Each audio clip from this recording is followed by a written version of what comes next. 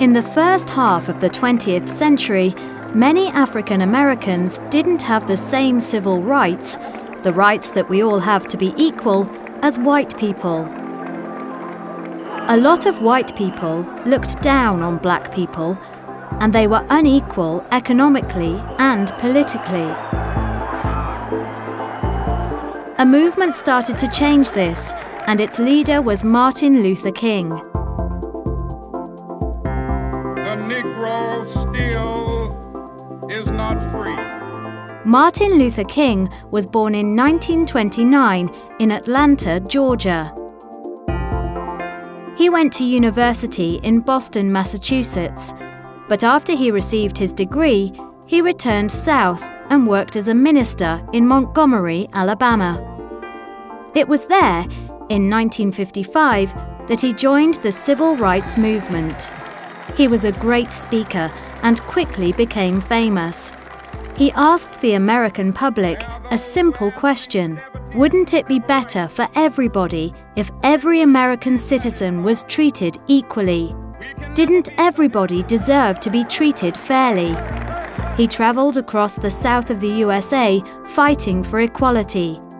But it wasn't until he reached Washington that he achieved major change.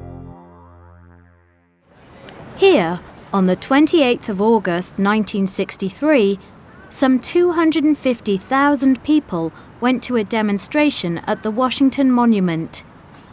Here, King gave his famous "I Have a Dream" speech, standing in front of the Lincoln Memorial.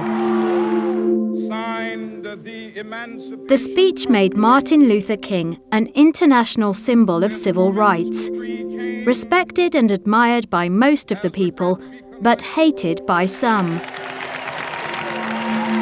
He was murdered on the 29th of March 1968. But his words continued to inspire people all over the world. At the time, the apartheid regime ruled in South Africa. This system of racial discrimination meant that although white people were a smaller part of the population, they had all the power and almost all of the money. They lived in large, beautiful houses in rich suburbs. Black people, on the other hand, had almost none of the things white people had. They lived in poor areas with very poor houses. They couldn't go to the same schools, see the same doctors, or use the same beaches as white people. And they couldn't vote in elections. As in America, a movement began to fight against this injustice, and at its head was Nelson Mandela. Mandela had a lot in common with King. He was a great leader and fought against inequality.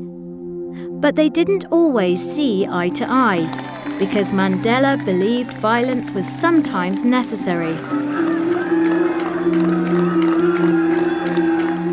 In 1963, he was arrested and spent 27 years in prison, most of them on Robben Island, a prison just off the coast of Cape Town. When he left prison, his supporters talked him into running for election. On the 10th of May 1994, Nelson Mandela became the first black president of the country. To all of us, I was very happy His Majesty. Today, South African society is still in no way equal. Just under 43% of South Africa's population live in poverty, and most of these people are black.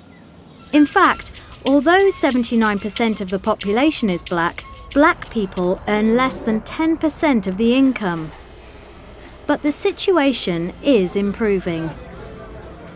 It will take a long time to change this inequality, but Nelson Mandela's victory against apartheid was the first important step.